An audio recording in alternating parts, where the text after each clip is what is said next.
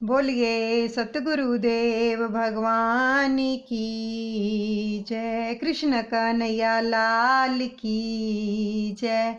राधे रानी की जय। सभी एकाग्रचित होकर बैठेंगे।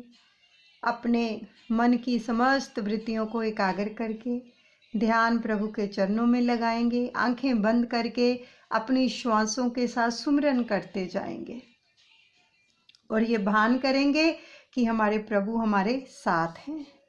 हम श्रवण करने जा रहे हैं दशम स्कंद, भगवान श्री कृष्ण की बहुत ही प्यारी लीलाओं का।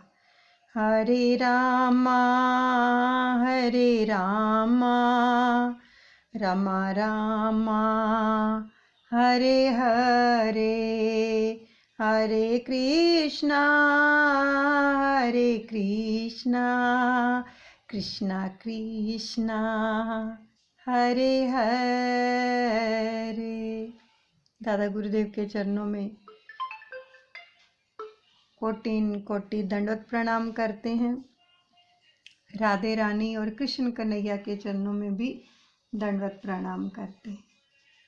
आगे का प्रसंग श्रवण कर रहे हैं। डोरी ने बांधने का स्वभाव छोड़ दिया। डोरियों को श्री कृष्ण पर दया आई। वैष्णव कहते हैं कि डोरी में ऐश्वर्य शक्ति ने प्रवेश किया था।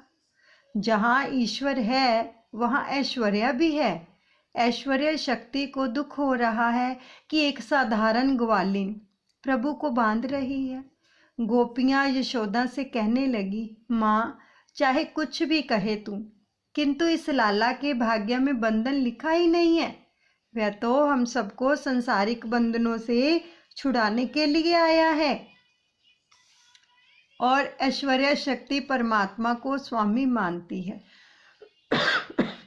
वात्सल्य भक्ति परमात्मा को बांधने चली है। ऐश्वर्य शक्ति अपने पति को बंधन से देख नहीं सकती। ऐश्वर्य और वात्सल्य शक्ति का यह मीठा झगड़ा है। प्रभु ने ऐश्वर्य शक्ति से कहा, मैं यहाँ गोकुल में ईश्वर नहीं, यशोदा का बालक मात्र हूँ। मैं द्वारिका तेरा पति होकर आऊँगा, तू चली जा। माता को बांधने की इच्छा है तो बांधने दे। गोकुल में प्रेम का प्राधान्य है और द्वारिका में ऐश्वर्य का, और ब्रिज में तेरी आवश्यकता नहीं है। गोकुल लीला में वात्सल्य भाव और पोंगल लीला में मुख्य भाव प्रधान है और गोपी लीला में माधुर्य भाव मुख्य है। तो ऐश्वर्य शक्ति ने डोरी से विदाई ली और घर में जितनी भी डोरियां थी सभी समाप्त हो गई। फिर भी कन्हैया बंध नहीं पाया। यशोदा जी आश्चर्य में डूब गई और गोपियां हास्य में। गोपियां मानो कह रही थी, भगवान इस तरह कभी बंधते भी हैं? भगवान सभी से कह रहे हैं, हमारे बीच मात्र 2 अंगुली भर का अंतर है। ये 2 अंगुली हैं अहम और ममता। अब जिसके मन में अहम है और ममता शेष है, वह मुझे कभी बांध नहीं सकता। परमात्मा को त्रिगुणात्मक माया डोरी बांध नहीं सकती। भगवान तो केवल प्रेम डोरी से ही बंधते हैं, और वह भी उनकी इच्छा होने पर ही। श्री कृष्ण ने देखा कि माता थककर पसीना पसीना हो रही है, तो दयावंश होकर बंधन में बंध गए। भगवान कहते हैं, जब मैं कृपा करता हूँ तभी बंधता हूँ। भगवान लौकिक डोरी से नहीं, प्रेम की डोरी से बांधे जा सकते हैं। भक्तों के प्रेम के सिवाय और कुछ भी मुझे बांध नहीं सकता। जब तक ईश्वर कृपा नहीं करते तब तक उसे कोई भी जीव बांध नहीं पाता। कृष्ण स्वेच्छा से बंध गए। अब जीव अपने स्वार्थ के हेतु विविध बंधनों में फंसता रहता है, और परमात्मा ने निष्प्रह होने पर भी आज बंधन को स्वीकार किया। जब भगवान बंधते हैं तब जीव बंधन मुक्त हो जाता है और उसका उद्धार हो जाता है। ज्ञान और योग नहीं, शुद्ध प्रेम लक्षण भक्ति ही ईश्वर को बांध सकती है। और ईश्वर जब तक प्रेम डोर से बंध नहीं पाते तब तक जीव का मायका बंधन छूट नहीं पाता। ईश्वर को उनके पेट पर से बांधा गया, सो उनका नाम दामोदर पड़ गया। दामोदर भगवान की जय। और जब तक परमात्मा को प्रेम से बांधा ना जाए तब तक संसार का बंधन क्या है, बना रहता है। जो ईश्वर को बांध सकोगे तो जन्म मृत्यु के बंधन से छुटकारा होगा। जो ईश्वर को बांध सकता है वह स्वयं छूट जाता है। ईश्वर सर्वश्रेष्ठ क्यों है? कारण ये है कि वे अपना कोई आग्रह या ममता नहीं रखते हैं। जीव आग्रही होता है, ईश्वर अनाग्रही। जीव दुराग्रही है, अपनी जिद छोड़ता ही नहीं है। जीव यदि अनाग्रही बन सके तो वह ईश्वर बन सकता है। भगवान भक्तों के आग्रह के आगे झुक जाते हैं। भक्तों के आग्रह के वे आदर करते हैं, उनके आग्रह का। जीव अपना आग्रह गले से चिपकाए रखता है। माता के परिश्रम को देखकर कन्हैया बंध गया। अब इस प्रकार उन्होंने बताया कि वे भक्ति दीन है और ईश्वर ने अपना आग्रह छोड़ दिया। अब भीष्म पितामह की प्रतिज्ञा को पूर्ण करने के हेतु श्री कृष्ण ने अपनी प्रतिज्ञा भंग करके जो थे शस्त्र धारण किए थे, वे हाथों में चक्र लेकर भीष्म पितामह को मारने को दौड़े। इस दृश्य को देखकर भीष्म ने भाव विभोर होकर धनुष बाण फेंक दिए और बोले, वाह मेरे प्रभु, धन्य है। मेरी प्रतिज्ञा को सत्य करने के लिए आपने अपनी प्रतिज्ञा भंग कर दी। पूर्ण प्रेम के बिना परमात्मा बंध नहीं पाते। मनुष्य का प्रेम कई हिस्सों में बटा हुआ होता है। वह पत्नी, संतान, धन संपत्ति और बनाव श्रृंगार सभी से प्रेम करता है। यदि वे अपना सारा प्रेम भगवान को ही दे दे तो भगवान बन सकते हैं। दामोदर लीला के द्वारा भगवान बतलाते हैं कि जब तक जीव ममता और अहम छोड़ता नहीं है तब तक 2 अंगुल का भर अंतर बना ही रहता है। इस प्रकार वे जीव को मिल नहीं पाते हैं। बाल कृष्ण ने दयावंश सोचा कि यदि मुझे बांधने से माता प्रसन्न हो रही है तो भले मुझे बांध ले।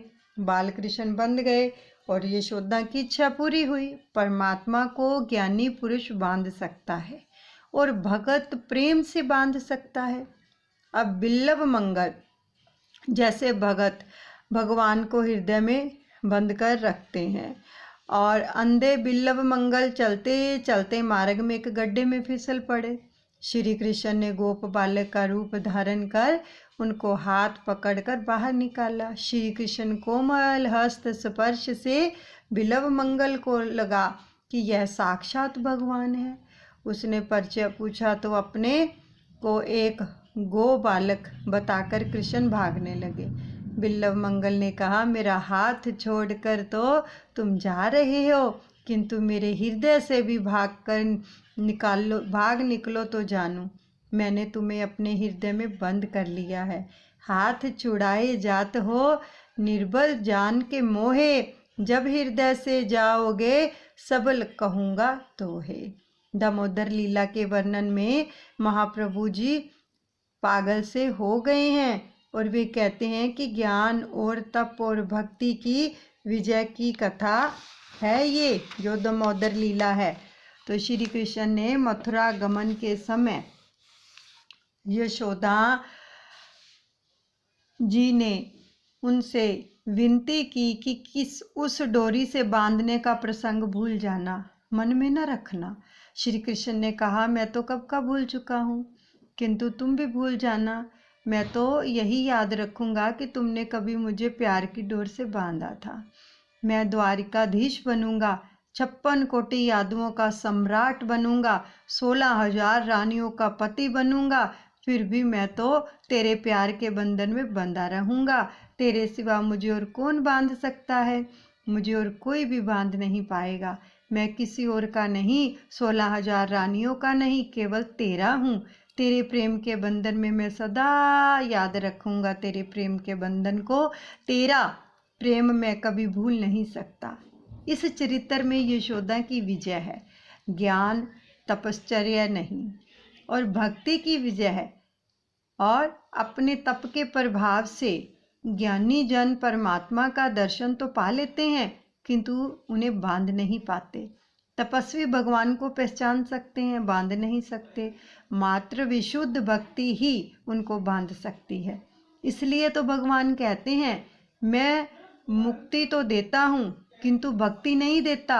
यदि भक्ति दान करूँ तो मुझे ही बंधना पड़ेगा।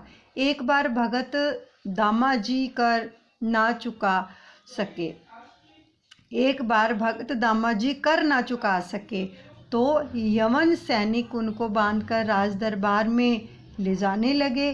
तो दामाजी ने सैनिकों से प्रार्थना की कि मार्ग में मुझे पंढरपुर के विट्ठल नाथ जी का दर्शन कर लेने दो।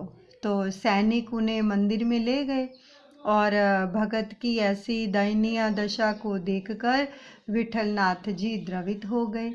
अरे मेरा दामा बंधनों में जकड़ा हुआ है।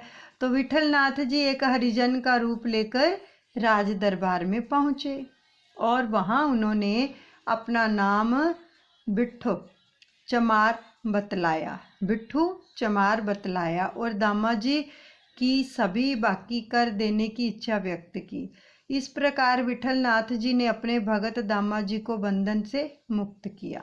भगवान ने दामाजी को भक्ति दी थी, उनको चमार का रूप लेना पड़ा। भक्ति भगवान को बांधती है। लाला को बांधकर यशोदा जी रसोई घर में तो गई किंतु उनका मन तो लाला में ही लगा था। कन्हैया को बांधकर अच्छा तो नहीं किया किंतु मैं करूं भी तो क्या करूं, उनकी चोरी की आदत भी तो छुड़ानी है। लाला बंधन में है सो सभी बालक भी वहीं बैठे हुए हैं। पर लाला हमारे कारण तुम्हें बंधना पड़ा, तुम्हें कहीं पीड़ा तो नहीं हो रही है। लाला ने सोचा कि यदि हाँ कहूँगा तो सभी को दुख होगा। सो उसने कहा, नहीं रे, मैं तो प्रयास कर रहा हूँ। जिस प्रकार वैष्णव प्रभु को दुख ना होने देने के लिए सावधान रहते हैं, उसी प्रकार प्रभु भी वैष्णव को दुखी ना होने देने के लिए सावधान रहते हैं। श्री कृष्ण ने सोचा कि आज बैलगाड़ी की लीला करनी है, मैं बैल बनूं और मुसल गाड़ी, और इस मुसल को मैं बैलगाड़ी की भांति खींचूंगा। और लाला वैसा ही करने लगा। भगवान दामोदर चाहते हैं कि उनको चाहे बंधन से बंधना पड़े, अन्य कई जीवों को तो वे बंधन मुक्त कर ही देंगे। यशोदा जो है वो पुष्टि भक्ति है। पुष्टि भक्ति भगवान को बांधती है। जब वे बंध जाते हैं तब जीव मुक्त हो जाता है। जब तक उनको प्रेम डोर से बांधा नहीं जाए, माया का बंधन नहीं टूटेगा। ईश्वर को प्रेम से बांधो। 9वें अध्याय में बंधन लीला है और 10वें अध्याय में मोक्ष लीला, यमलाजू मोक्ष कथा है। और लाला मूसल को खींचते हुए उन दो यमलार्जुन वृक्षों के बीच में आगे बढ़ा और मूसल दो वृक्षों के बीच में टेढ़ा हो गया। लाला ने डोर को इतने जोर से खींचा कि मूसल ने उन दोनों वृक्षों को उखाड़ कर गिरा दिया और जो यमलार्जुन वृक्ष गिरते ही दो तेजस्वी पुरुष प्रकट हुए। ये पुरुष अपने पूर्व जन्मों में राजा कुबेर के पुत्र थे, नल कुबेर और मणिग्रीव। इन दो लक्ष्मी नंदन यक्षों को नारद जी ने शाप के कारण वृक्षों का अवतार लेना पड़ा था। परीक्षित ने पूछा, नारद जी ने उनको शाप क्यों दिया था? तो सुखदेव जी वर्णन करने लगे, राजन सुनिए, नारद जी ने क्रोधवश नहीं, कृपा पूर्वक उनको श्राप दिया था, क्योंकि नल कुबेर और मणिग्रीव कुबेर के पुत्र थे। पिता की अपार संपत्ति उन्हें मिल गई। संपत्ति का अतिरेक अच्छा नहीं है और संपत्ति का अतिरेक जुआ, व्याभिचारी, मांस, मदिरा आदि दुर्गुणों का जन्मदाता है। संपत्ति की अतिशयता और सन्मति प्राय साथ साथ रह नहीं सकते। संपत्ति का अतिरेक होने पर लोग तामस, आहार, मदिरापान, व्याभिचार आदि दुर्गुणों में फंस जाते हैं और सद्वर्तन का उच्छेद सा हो जाता है। यानी जिनके पास, भगवान फरमा रहे हैं कि जिनके पास बहुत सा धन एकत्रित हो जाता है, बहुत संपत्ति आ जाती है, तो उनका जो जीवन है वो व्याभिचारी बन जाता है। और पति पत्नी का संबंध केवल काम सुख के लिए नहीं है, धर्माचरण के लिए है। सुशीला पति अपने पति को पापाचार करने से क्या है, रोकती है। और ये दोनों कुबेर पुत्र धन के मद में सुध बुध खो बैठे थे और मदिरा पान करके गंगा किनारे आए और गंगा के पवित्र जल में युवती स्त्रियों के साथ नग्न अवस्था में जल क्रीड़ा करने लगे। देखो, जब पैसा बढ़ जाता है तो इच्छाएं भी बढ़ जाती हैं, और जब इच्छाएं बढ़ती हैं तो पाप होने लगता है। जब पाप होने लगता है तो जीवन क्या हो जाता है, कैसा बन जाता है, उसका तो वर्णन नहीं किया जा सकता कि किस किस प्रकार से पैसे का फिर वो है उपभोग करते हैं। तो उस प्रकार से जीवन जो है दुख में बन जाता है। ये दोनों कुबेर पुत्र धन के मद में सुध बुध खो बैठे थे और मदिरा पान करके गंगा किनारे आए और गंगा के पवित्र जल में युवती स्त्रियों के साथ नग्न अवस्था में जल क्रीड़ा करने लगे। और विलासी तो तीर्थ की मर्यादा का भी पालन नहीं करता। और महाप्रभु ने बड़े दुख से कहा है कि जब ये विलासी लोग तीर्थ पर बसने लगे हैं, तब से देवगण तीर्थ में से विदा हो गए हैं। अब देव ऋषि नारद जी वहीं से जा रहे थे, तो उन्होंने ऐसा दृश्य देखकर उनको दुख हुआ। तो नारद जी को देखकर उन्होंने अपने शरीर को नहीं ढका। तो नारद जी ने सोचा, इतना सुंदर शरीर मिला है, फिर ये उसका दुरुपयोग ही कर रहे हैं। यह शरीर भगवान का है, भगवान ही की सेवा करने के लिए जीव को दिया गया है। नारद जी कहते हैं, इस शरीर की अंत में क्या दशा होगी, या तो इसे पशु पक्षी खा जाएंगे या फिर यह खाक का ढेर बन जाएगा। तो संपत्ति के मद में लोग अपने शरीर को जो है अजरामर मानने लगते हैं और अन्य लोगों तथा प्राणियों को सताने लगते हैं। यह शरीर है किसका, इस पर किसका अधिकार है? क्या ये माता का है, क्या पिता का है, क्या यह शरीर अपना है? पिता, मेरे वीर्य से उत्पन्न होने के कारण यह शरीर मेरा है, और माता, मेरे गर्भ में जन्मा था अतः मेरा है। पत्नी, इस शरीर को अपना बनाने के लिए तो अपने माता पिता को छोड़कर यहाँ आई हूँ और इसके साथ मेरा विवाह हुआ है, वह मेरा जो है अर्धांग बना है, अतः यह शरीर मेरा ही है। अग्नि, यदि इस शरीर पर माता पिता, पति पत्नी, पिता का अधिकार है, तो प्राण निर्गमन के पश्चात वे इसे अपने ही पास रखने के बदले बाहर क्यों निकाल देते हैं? इस शरीर पर मेरा जो है ही अधिकार होने के कारण तो इसे शमशान में लाकर मुझे सौंप दिया जाता है।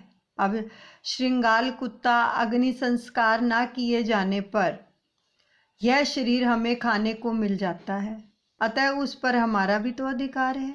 इस प्रकार इस शरीर पर हर कोई अपना अधिकार जमाता है। कुछ समझ में नहीं आता कि इस पर वस्तुतः किसका अधिकार है। प्रभु कहते हैं कि यह शरीर किसी का भी नहीं है, मैंने जीव को दिया है, यह शरीर मेरा है क्योंकि मैंने कृपा करके दिया है।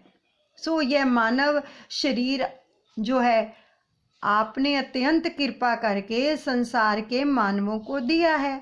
जो मनुष्य इसे प्राप्त करने के बाद भी इंद्रियों को नियंत्रण में नहीं रखता है तथा आपके चरण शरण नहीं लेता है, तो उसका जीवन अत्यंत शोचनीय है। वह स्वयं अपने आप को धोखा दे रहा है। यह शरीर सांसारिक सुख भोगों के लिए नहीं दिया गया। आकर 4,84,000 जोनी भ्रमत ये जीव अविनाशी, कबहू करी करुणा नरी देही, देत ईश बिनु हेत स्नेही, नर्तन भव बारिधि कहूँ वेरो, सम्मुख मर्त अनुग्रह मेरो। जो न तरे भवसागर नर समाज असपाई, सो कृत निंदक मदमती आत्म माहन गति जाई। 100 रुपये का नोट यदि फट भी गया और तेल के दाग वाला हो गया हो, किंतु उसका नंबर ठीक हो तो कोई फेंक नहीं देता है। इसी प्रकार यह शरीर मैला होने पर भी उसका नंबर तो ठीक ही रहता है। तो इसी शरीर से तो भगवान का जाप किया जाता है। भगवान के जाप का आनंद मात्र मनुष्य ही को तो मिल सकता है। कुत्ता बिल्ली भजन नहीं कर सकते। पशुओं को अपने ही शरीर का, अपने ही स्वरूप का तो भान नहीं है, सो भगवान के स्वरूप की जानकारी तो कैसे पा सकते हैं। केवल मनुष्य ही भगवान के स्वरूप को जान सकता है। इस अनित्य शरीर से भी नित्य परमेश्वर को प्राप्त किया जा सकता है। यहीं पर हम दशम स्कंद को विश्राम देते हैं। हरे रामा रामा रामा हरे हरे, हरे कृष्णा कृष्णा कृष्णा हरे हरे। गाओ श्री राधे गोविंदा, गोपाला तेरा प्यारा नाम है, गोपाला तेरा प्यारा नाम है, नंदलाला तेरा प्यारा नाम है। श्री राधे गोविंदा, गोपाला तेरा प्यारा नाम है। बोलिए सतगुरुदेव भगवान की जय, लाडली लाल की जय, जुगल जोड़ी सरकार की जय। सब अपने दादा गुरुदेव के चरणों में अर्पण करते हैं। अनुचित क्षमा करें।